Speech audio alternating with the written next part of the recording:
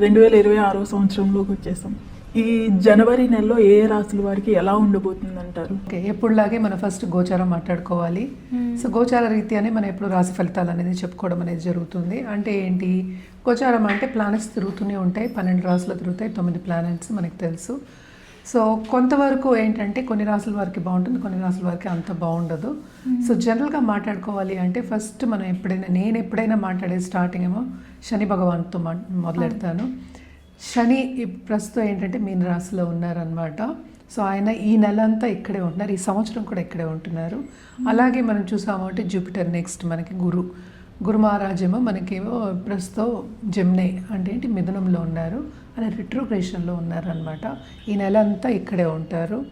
తర్వాత మనకి most important మనం చెప్పుకోవాలి అంటే కనుక సూర్య భగవానుడు సంక్రమణ జరగబోతోంది. అది జనవరి 14కి ఎక్కడ మకరానికి. సో మకర సంక్రాంతి అనేది మనకి స్టార్ట్, అంటే సంక్రాంతి నుంచి మనకి స్టార్ట్ అయినప్పుడు ఉత్తరాయణం అనేది స్టార్ట్ అవుతుంది.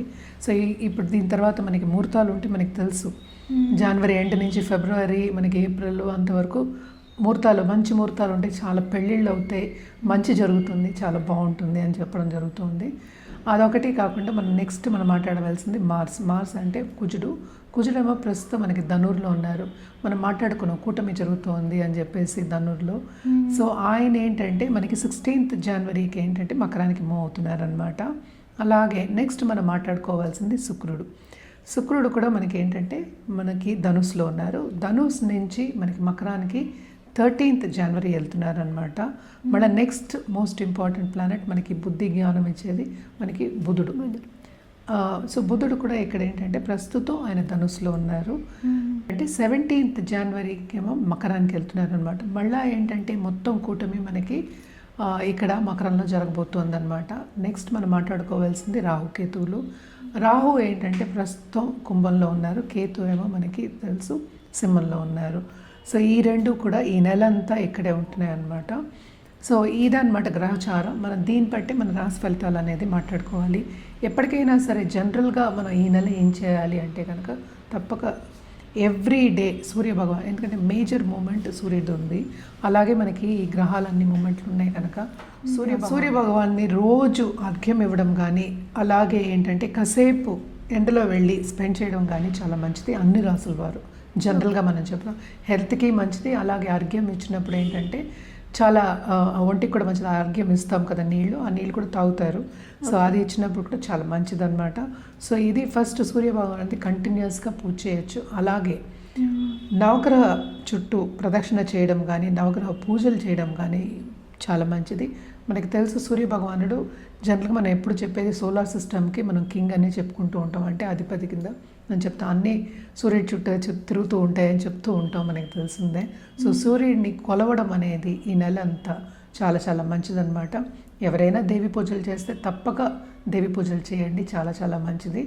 అలాగే రుద్రాక్ష విషయానికి వస్తే కనుక తప్పక వీళ్ళ ఏకముఖి రుద్రాక్ష వాళ్ళు తీసుకుని ధరించడం అనేది చాలా మంచిది ఈ నెలలో ఎస్పెషలీ. అలాగే మనకి తెలుసు జనవరి కూడా first month of the year. So ఏకముఖి ధరించడం అనేది మంచిది. అలాగే ఏంటంటే ఎవరైనా నేను ఇందాక చెప్పినట్టు దేవి పూజలు చేస్తున్న వాళ్ళైతే తప్పక ఏ దేవి పూజలు చేస్తున్నా కూడా ఆపద్దు, కంటిన్యూ చేయండి. సో ఇవి జనరల్ రెమెడీస్. ఒక్కొక్క రాశి వారిగా మనం రెమెడీస్ అనేవి మాట్లాడుకోవడం అనేది జరుగుతుంది. సో ఎవరెవరికి ఏల్నాటి శని ఉందో ఇప్పుడు చూద్దాము. ఏల్నాటి శని ఉన్న వాళ్ళు ఏంటంటే మనకి మేషానికి, అలాగే మీనానికి, అలాగే కుంభానికి. సో కుంభానికి ఏంటంటే లాస్ట్ ఘట్టం, అంటే లాస్ట్ 2.5 years. అలాగే మీనానికి సెకండ్ ఘట్టం, ఇంకా ఏంటంటే ఇంకా 5 ఏళ్ళ లోపల ఉందన్నమాట. సో మేషానికి ఏంటంటే ఇప్పుడే స్టార్ట్ అయింది కనుక ఇంకా 6-7 years, ఆల్మోస్ట్ 7 years వరకు ఉంటుందన్నమాట. అలాగే మనం చూసామంటే జూపిటర్ గురు రిట్రోగ్రేషన్లో ఉన్నారు. సో కొంతవరకు కొన్ని రాశుల వారికి ఇబ్బందిగా ఉంటుంది. అలాగే ఏ రాశి వాళ్ళకి బాగుంది అనేది చూద్దాం.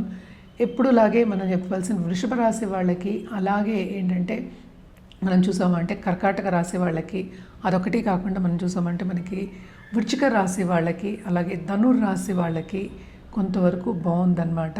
అండ్ ఆల్సో మనం చూసామంటే ఇక్కడ మనకి కుంభరాశి కూడా యాడ్ చేసుకోవాలి. కుంభరాశి వాళ్ళకి కూడా చాలా బాగుంది, ఎందుకంటే జూపిటర్ చూపు ఉంది, రిట్రోగ్రేషన్ అయినప్పటికీ కొంతవరకు వీళ్ళకి కూడా ప్లస్ పాయింట్స్ అనేవి మనకు కనిపిస్తున్నాయి. అంటే ఎల్నార్స్ని కూడా ఉంది. సో ఇవన్నీ కాకుండా కొన్ని ప్లస్ పాయింట్స్ అనేవి మనకు కనిపిస్తున్నాయి అన్నమాట. ఇది గ్రహచారం. సో నెక్స్ట్ మనం మాట్లాడుకోబోయేది ఇప్పుడు రాశి ఫలితాలు మాట్లాడుకోవడం. మేడం, జనవరి నెలలో ధనుసు రాశి వారికి ఎలా ఉండబోతుంది అంటారు? ధనురాశి వాళ్ళు అదృష్టవంతులనే చెప్పాలన్నమాట. ఈ రాశికి అధిపతి చూస్తున్నారు, ఎంత రిట్రోగ్రేషన్ అయినప్పటికీను గురుచూపు ఉంటే అన్నీ ఉన్నట్టే, అంటే బ్లెస్సింగ్స్ ఉన్నట్టే. వీళ్ళకి పెద్దవాళ్ళ బ్లెస్సింగ్స్ ఉంటాయి, తప్పక ఉంటాయి.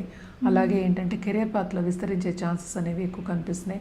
ఎస్పెషలీ వీళ్ళు నాలెడ్జ్ ఇండస్ట్రీలో, అంటే ఒక స్కూల్స్ కానీ ఇన్స్టిట్యూషన్స్ కానీ లేకపోతే ఇంజనీరింగ్ కాలేజెస్ కానీ ఇలాంటి వాటి ఉన్న వాళ్ళకి తప్పక బిజినెస్ అనేది విస్తరిస్తుంది. వాళ్ళు అనుకున్న గోల్స్ సాధిస్తారు. అంటే నేను మాట్లాడేది ఫైనాన్షియల్ గోల్స్ అనమాట.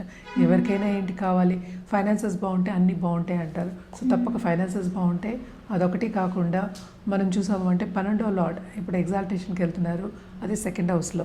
సో తప్పక రాబడి అయితే ఉంది, అలాగే ఏంటంటే విస్తరిస్తుంది. అంటే కొత్త బిజినెస్లు పెట్టుకునే ఛాన్సెస్ వస్తాయి, ఖర్చు పెట్టే ఛాన్సెస్ వస్తాయి. కొంతవరకు లోన్స్ తీసుకుని ఇండస్ట్రీస్ పెట్టుకునే ఛాన్సెస్ మనకి ఎక్కువ కనిపిస్తున్నాయి అన్నమాట. లేకపోతే వాళ్ళు చేసే పనిలో విస్తరించే అనేది మనకి ఎక్కువ కనిపిస్తుంది. అదొకటి కాకుండాను మనం చూసామంటే 11th లార్డ్ కూడా 2ndలోకి వెళ్తున్నారు. సో అది కూడా పెద్ద యోగం. అంటే ఏంటి, ఫైనాన్సెస్ తప్పక వీళ్ళకి స్టెబిలిటీ అనేది ఈ మంత్లో వీళ్ళు అటైన్ చేస్తారంటే ఉంటుంది. అంటే ఏంటి, ఖర్చులు ఉన్నాయి, అటు రాబడి ఉంది, రెండు ఉన్నాయి. సో తప్పక ఏంటంటే ఈ ధనుసు రాశి వాళ్ళు అదృష్టవంతులనే చెప్పాలి. ఎందుకంటే హెల్త్ రీత్యా కూడా కొంతవరకు ఎప్పటి నుంచో ఇబ్బంది పడే వాళ్ళకి కూడా తప్పక ఊరట అనేది కలుగుతుంది. అలాగే ఏదైనా కోర్ట్ కేసెస్ ఉన్నా కూడా కొంతవరకు వీళ్ళకి మంచి రిజల్ట్స్ వచ్చే ఛాన్సెస్ అనేవి కనిపిస్తున్నాయి. దాంపత్య జీవితంలో కూడా కొంతవరకు అనుకూల పరిస్థితి నెలకొంటుందనే చెప్పాలన్నమాట. అలాగే కొత్తగా పెళ్లి కావాలి అనుకున్న వాళ్ళందరికీ మంచి ఛాన్స్ ఉంది. అంటే మంచి పార్ట్నర్ వచ్చే ఛాన్సెస్ అనేది మనకి కనిపిస్తున్నాయి అన్నమాట. అన్నీ బాగున్నాయనే చెప్పాలి. అలాగే స్టూడెంట్స్ కూడా ఇప్పుడు విదేశాలకు వెళ్ళి సెటిల్ అవ్వాలి అనుకున్న వాళ్ళకు కూడా తప్పక ఖర్చు పెట్టి వెళ్ళడము జరుగుతుంది, సెటిల్ అవ్వడం కూడా జరిగే ఛాన్సెస్ మనకి ఎక్కువ కనిపిస్తున్నాయి అన్నమాట. సో ఏదైనప్పటికీ ధనుసు రాశి వాళ్ళకి కొంత అంటే ఈ నెల అంతా బాగానే ఉందని చెప్పాలి. ఎందుకంటే కూటమి అనేది జరిగేది ఏంటంటే మనకి 2nd హౌస్లో కూటమి జరుగుతుంది అనమాట. అలాగే 9th లార్డ్ కూడా ఉన్నారు, 9th లార్డ్ 11th లార్డ్, అలాగే మనం చూసామంటే 12th లార్డ్ కూడా అని చెప్పాలన్నమాట. 12th లార్డ్ కూడా ఉన్నారు. సో తప్పక లోన్స్ తీసుకుంటారు, బిజినెస్ విస్తరిస్తుంది, ఫైనాన్షియల్ స్టెబిలిటీ ఉంటుంది. సో తప్పక అన్నీ బాగానే ఉన్నాయనే చెప్పాలన్నమాట. అలాగే ఏంటంటే వీళ్ళకి కూడా స్పిరిచువాలిటీ అనేది బాగా డెవలప్ అవుతుంది. ధార్మిక కార్యక్రమాల్లో చురుగ్గా పాల్గొంటారు. అండ్ ఆల్సో ఏంటంటే వాళ్ళకి విరాళాలు ఇచ్చే ఛాన్సెస్ కూడా మనకి ఎక్కువ కనిపిస్తున్నాయి. అన్నీ బాగానే ఉన్నాయని చెప్పాలన్నమాట. వీళ్ళ పిల్లలు కూడా సెటిల్ అయ్యే ఛాన్సెస్ ఎక్కువ కనిపిస్తున్నాయి ఈ రాశిలో ఉన్న వాళ్ళకి.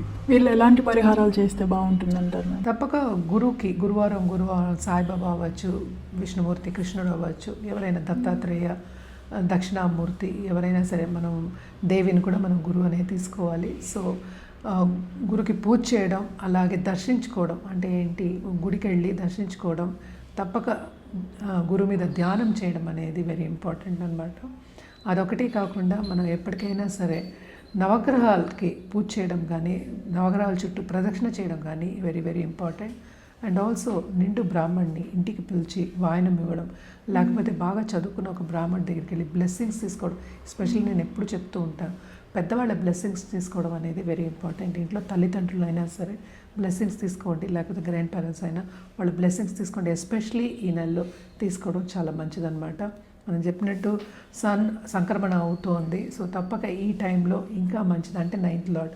సో ఇంకా భాగ్యం అనేది డెవలప్ అవుతుంది. అలాగే వాళ్ళు చేసే పని కూడా డెవలప్ అవుతుంది కనుక తప్పక బ్లెస్సింగ్స్ తీసుకోవడం వెరీ వెరీ ఇంపార్టెంట్. అలాగే రుద్రాక్ష విషయానికి వస్తే కనుక తప్పక వీళ్ళు పంచముఖి రుద్రాక్ష వేసుకోవడం అనేది చాలా మంచిదన్నమాట. అండ్ ఆల్సో కలర్స్ విషయానికి వస్తే కనుక ఎల్లో అలాగే గోల్డ్ రెండు వేసుకోవచ్చు. ఎస్పెషలీ ఆన్ థర్స్డేస్ వేసుకుని చూస్తే ఇంకా మంచిది.